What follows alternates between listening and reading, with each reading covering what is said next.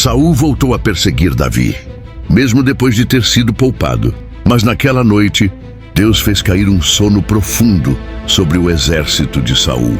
Davi e Abisai entraram no acampamento, caminhando entre os soldados adormecidos. E ali estava Saul dormindo, com a lança fincada na terra ao lado da cabeça. Abisai sussurrou: "Deixe-me cravá-la nele. Com um golpe, acabamos com isso."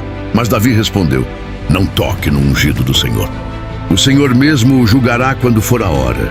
Davi apenas pegou a lança e o jarro de água de Saul e foi embora. Quando amanheceu, ele gritou de longe: "Veja, Saul, tua lança está comigo. Mais uma vez, Deus te entregou em minhas mãos, e eu não te feri." Saul chorou outra vez e reconheceu que Davi seria o futuro rei, porque a verdadeira força não está em quem tem a espada, mas em quem domina o coração.